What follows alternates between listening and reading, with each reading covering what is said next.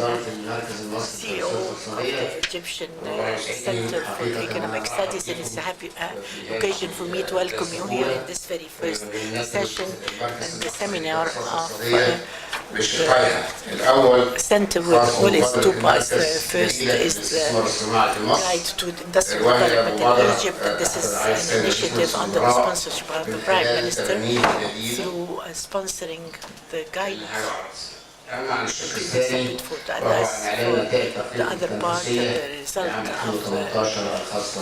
global competitiveness related to Egypt. It's a pleasure for us here to welcome particularly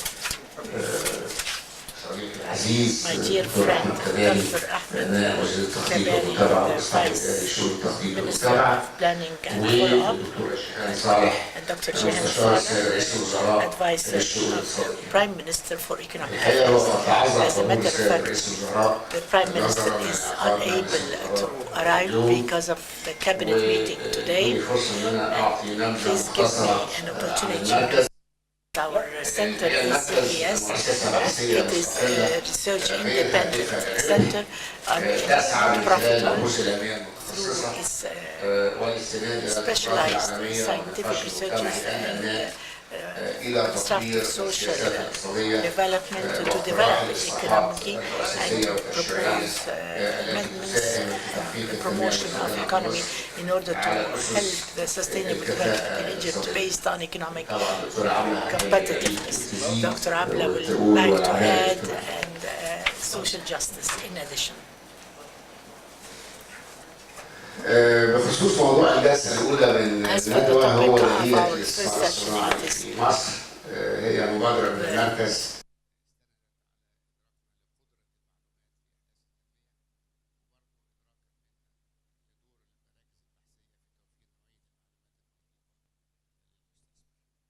of the scientific research in Egypt. And for this reason, we have selected the center to give specialized data and not general information to make optimum use. And focus was made on industrial activities. As according to instructions by Dr. Abla, we'll start first of all with our speakers, and then she will comment at the end of the statements.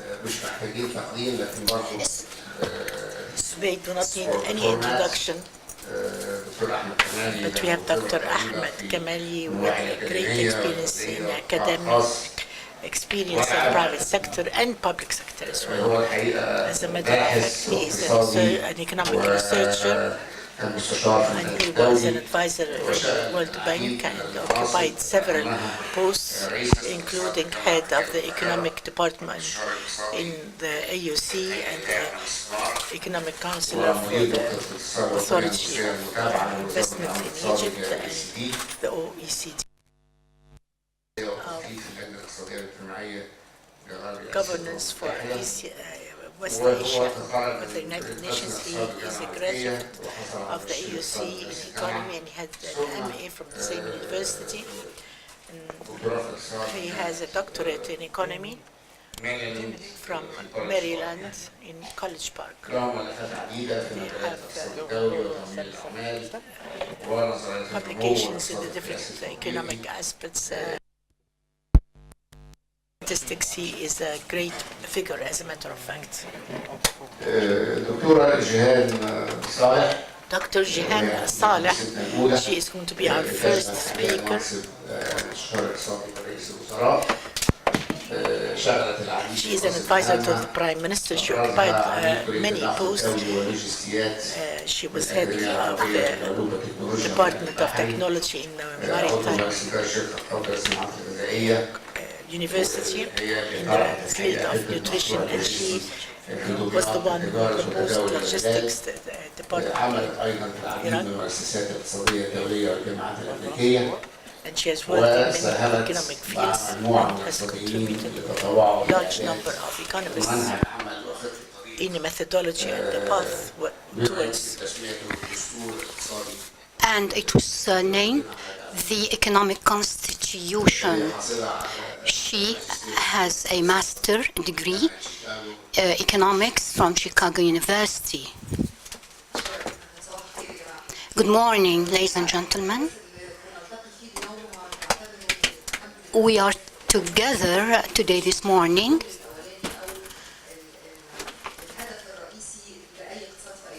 And of course, the main objective for any economy in the world, the economy's objective is to reach the population welfare, which is our ultimate goal. I don't think that there is any economist who would have a different opinion. In order to achieve this objective, definitely we do have challenges. These challenges are, of course, related to decision making, because there are alternatives for the decision maker. Am I going to work in this project or work in this project? Because definitely the country's resource would not be enough for everything. So the options or the alternatives, in order to make a right choice, we should have enough information in order to enable me to have the benefits analysis and the cost analysis. And therefore, the decision making would be based on priorities that are classified in order to the priorities of the state's benefit. But of course, there must be opportunity cost or another option, like we said. Under the studies that are conducted by the ESC would help actually the decision maker to put these options and alternatives in a transparent way, so that when we come to take the decision, we are completely able to understand and to prioritize the benefits and the cost analysis, so that the decision would be built on transparency and knowledge and information.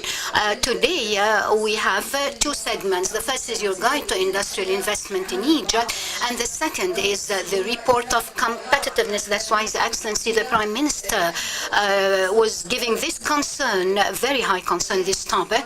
And therefore, the guide to industrial investment in Egypt is undoubtedly the only way to raise the standard of living, is to raise the income, because we, all of us know, we have, after the floating and the depreciation of our currency, we do have inflation, prices skyrocketed, and all of us have been hurt of that. However, in comparison to other countries, I think that this increase in prices is not that high. But what's the problem is the income. Our income is low. That's why our objective is to increase the income per capita. And of course, this has to do with creating opportunities for employment. And the only way to that is investment. Investment depends on the local, of course, resources.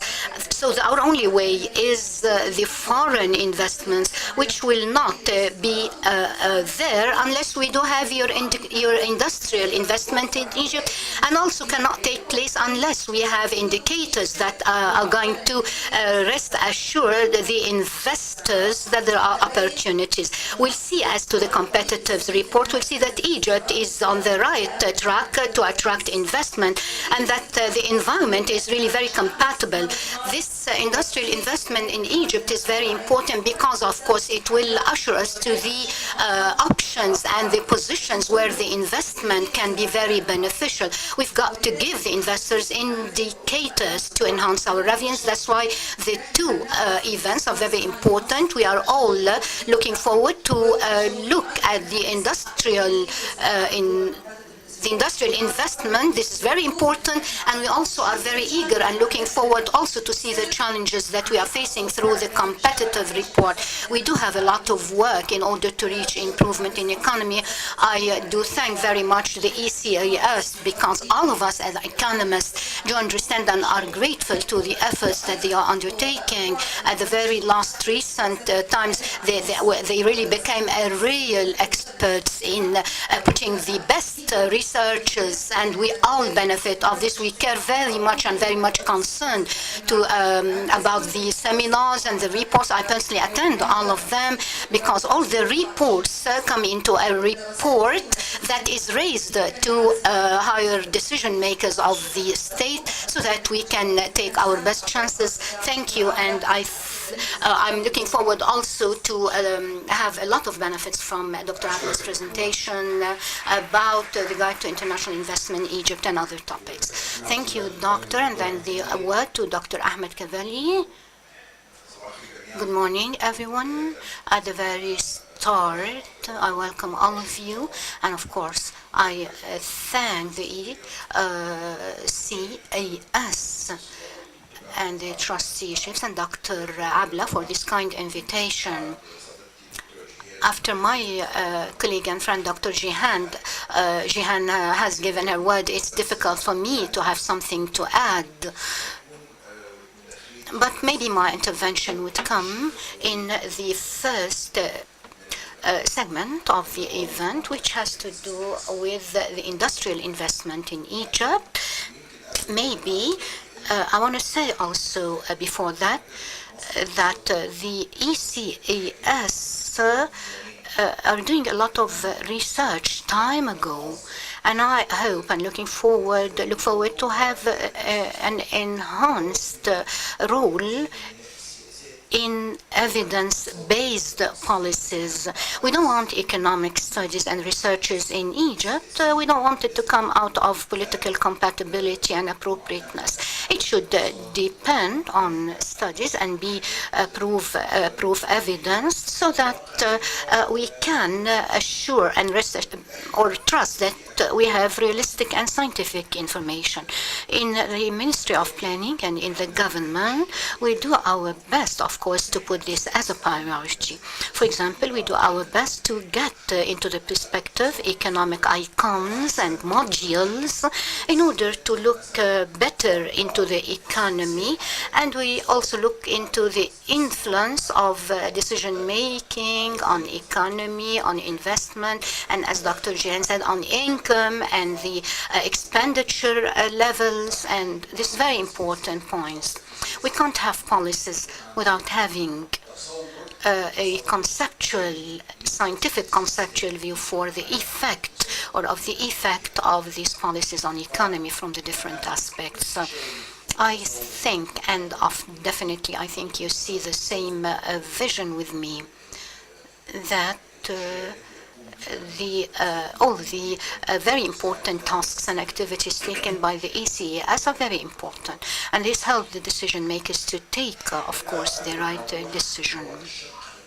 Let's get to the first part of this, our day today, which is the industrial investment in Egypt.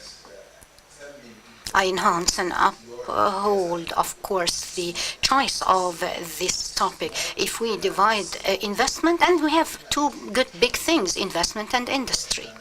We can't do anything without, of course, increasing investment in Egypt. Investment in Egypt, yes, I can say it's improving, but we have to compare investment to the gross product. Yes, it has been improved, but in relation to the product, it's 15% gross national product. If this is compared to other countries, we'll find, and there are a lot actually, we find that this ratio of percentage is low.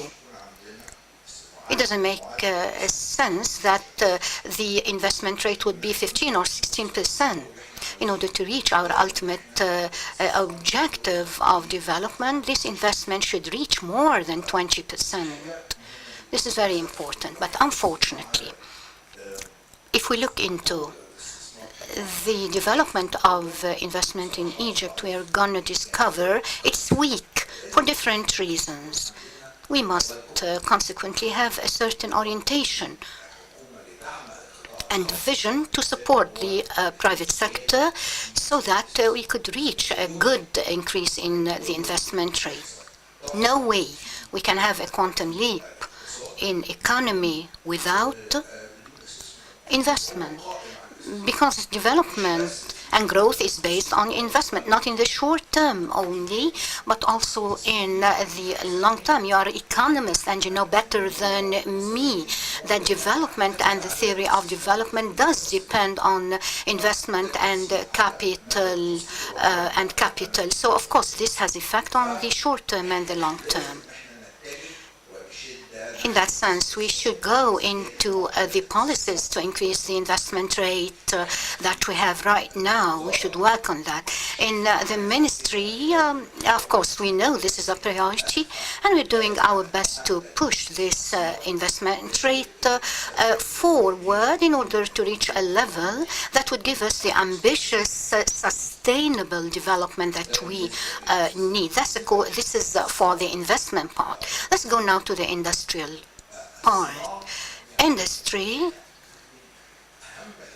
one of the very important sectors in Egypt, not only as a percentage of the gross product, but in its importance as it gives very decent opportunities for laborers. You know, of course, the SDG, one of the objectives, and an important one, is to develop the economy, and that's objective number 8.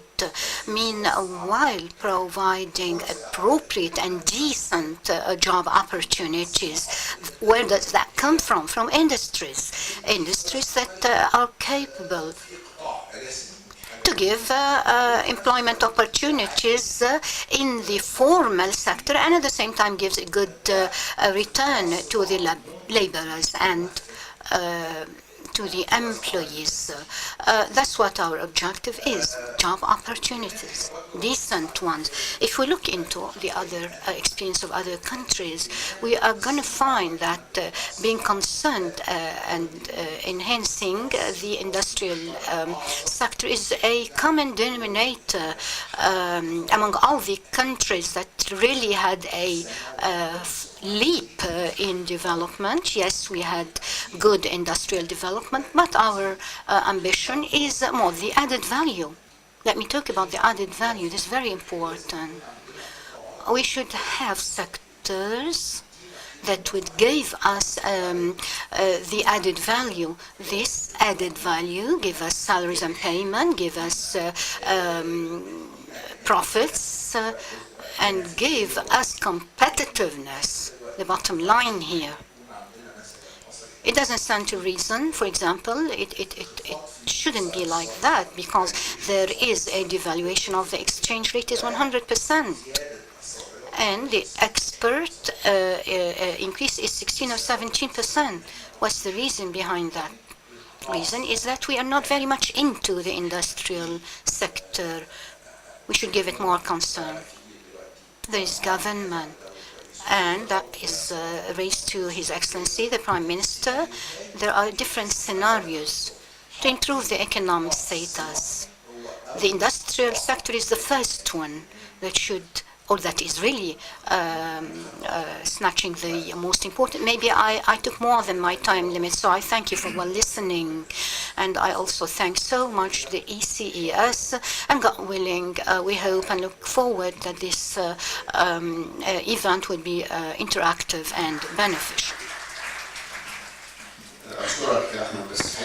Thank you, Ahmed, but allow me, you have said that the rate of investment is about 15 to 16%. We hope it would reach 20% with the great increase in the population rate that we are witnessing. In order to realize decent growth rate, it should not be less than 25% or maybe more. And this could only be realized without direct foreign investment and without improvement of the climate of investment in Egypt. 20% will not make us reach that level. Now I give the floor to Dr. Abla, Latif, the CEO and the head of the research department in ECES. She will give us a guide for investment in Egypt. Thank you, and I welcome my friends. Dr. Ahmed, we welcome you all. Before I make my presentation, I want to say very briefly why our center started to look into data and information in general. Within the past 2 years, we have noticed very clearly that there was a leap, unprecedented in the investment rate by Dr. Abdel al-Gindi. There are a lot of information, but it is not used. It is available and it is accurate, or has become accurate, but is not being used. The first thing that we did is that we cooperated with the center with mobilization and statistics, we carried out a big survey including 4,500 villages, almost all the villages in Egypt, with great detail regarding the conditions prevailing.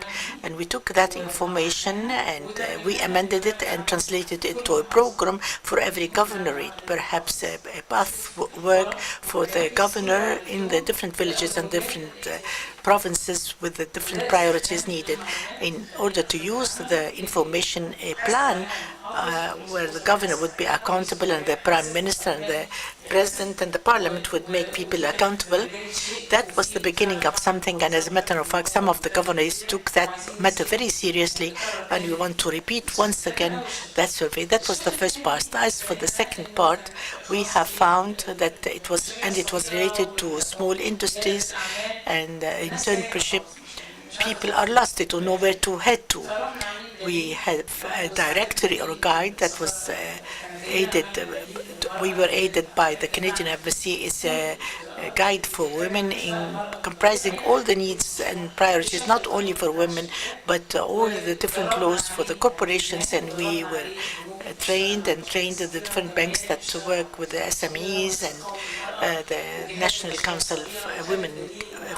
National Council for Women, the role of this in relation to information is very strong and effective and makes a difference. This is how we started your guide to industrial investment. Dr. Sam was speaking of a higher level than what we have now. That is the path for investment and the different opportunities for investment that exist. We cannot do that because Egypt itself is not prepared for that so far. Our path is very clear, and we want to affect all sectors, and we know what path to take and what is the real value that is needed from investment. Before I speak about investment opportunities, there is a problem, namely that the normal data needed by any investor is not available. I speak about the local investor before the foreign one. If the Egyptian investor does not come to invest, the foreigner will not come. Part of that is that all the procedures that are witnessed by any investor should cover all that part. No investment opportunities, but includes information that should precede any investment that would be applicable to Egypt and should exist in all the commercial offices and all our embassies in the whole world. Allow me to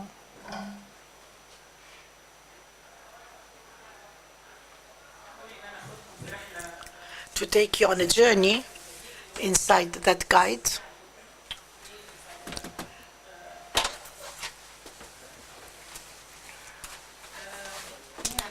The guide is an initiative by the center and worked for a whole year for that. That is the guide with the objective of closing the information gap in Egypt. All the information is gathered in one place. We have the data, the information, but it is dispersed and it's not in one location. Our objective is to have the necessary information for investment in the different governorates of the Republic based on resources for all that information. We gathered all the information in order to be able to reply to the preliminary questions for any investment. It is made of 4 parts. Part related to the urban areas and some related to the Delta area and some to the Upper Egypt and some of the border governorates. It is a small guide. It falls in 4 parts each, includes 3 chapters, general knowledge that are needed by the investor related to the region itself and details about every governorate. General information includes the procedure, how to start work in Egypt, what are they, the different steps, the time that is needed, the prices of the different utilities, and all the laws that regulate investment in Egypt up to date until the present time, the different incentives, special and public. and the structure for the taxation system, the commercial activities, and other questions that are directed. If the investor wants to know the size of the employees he can import from outside, and if he wants to know to use imported equipment. Normal questions and that are directed to the different competent authorities. For instance, as for general information, as you know, we have a quick journey here. It looks into the different steps of the procedures and the time needed and the costs. All these are available, the costs for the different utilities according to the latest law, incentives for investment, the taxation system, the custom systems, the commercial agreements, and the second part is related to the information related to the province or the region.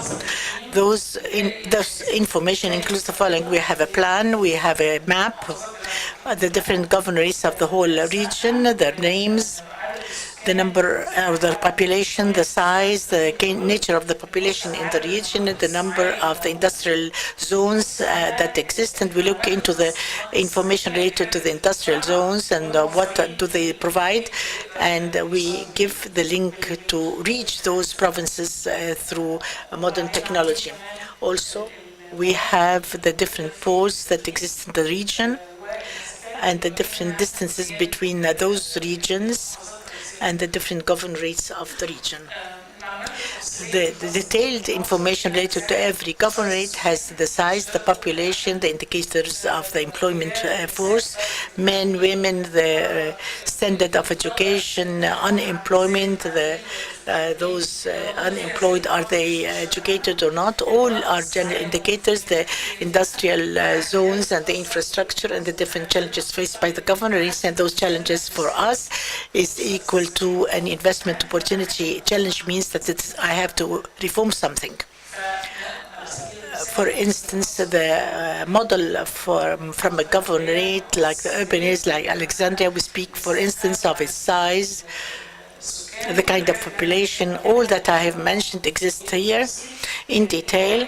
The different posts that are close to the governorates and distance between the governorates and Cairo in kilometers, the distances between inside the governorates, the industrial zones and areas, all the information that is related to the employers and the employment force and the different challenges. We have given you an example in Alexandria. We have Asyut from Upper Egypt, and then we have the governorates of Al-Wadi al-Jadid, the New Valley. We have this guide that I have 4 pamphlets for each is complete in itself. Even the part that is common, which has general ideas, exist in the 4 pamphlets, and they are included in a CD that will be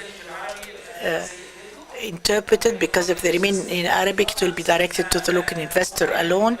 It is in Arabic now, and there is a reference to the government, and the sign here is the language. It will be translated into French, into German, into Chinese, etc. Chinese is very important. And the center has done this on its own. It's an initiative by the center, not supported by anyone. It will be adopted by the Prime Minister, but nobody compiled it, nobody paid any money in it. These are from our own personal resources. And this is a surprise to Mr. Omar. He's hearing it for the first time. We did everything, and we've done everything. We don't have any outsiders. All sides are internal matters. It is very important to make reference that this is not made in order to replace anything or any effort on any official or formal authorities. This is the compilation of information in order to assist and contribute to bridge the gap and to give it to the Prime Minister. Our aim is to give this initiative to be used by anyone, and we have placed it on the Facebook, and for it we have a special website for those who want to download it. You have it in the CD, and after we complete the translation, which will be completed within 1 month, the English is about to be completed, the French is starting, the Chinese, and we said found that the Chinese should be translated from English. A few simple things that I'm mentioning too. And when they are to be issued, they will be put on the Facebook. And thank you.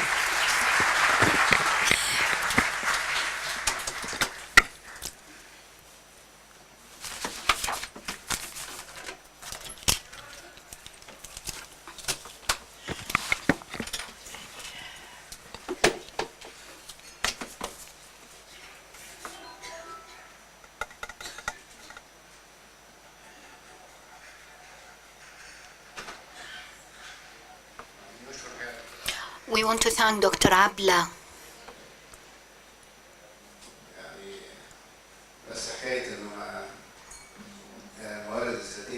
But this point of, autonomous resources, I want to talk maybe about it. We are waiting. I'm sorry, I can't hear the speaker. She's not using the mic. Thank you. The initiative in totality is gifted, and presented to the Prime Minister to use it and to distribute this also.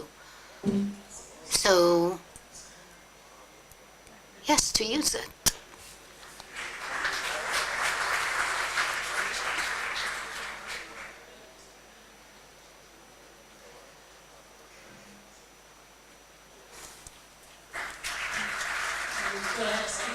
Dr. Hala Said, the Ministry of Planning.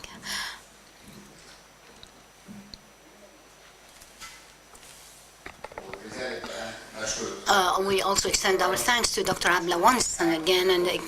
We do have a coffee break until it's 11, so you can enjoy your time at the coffee break, and we come back after 20 minutes. Thank you.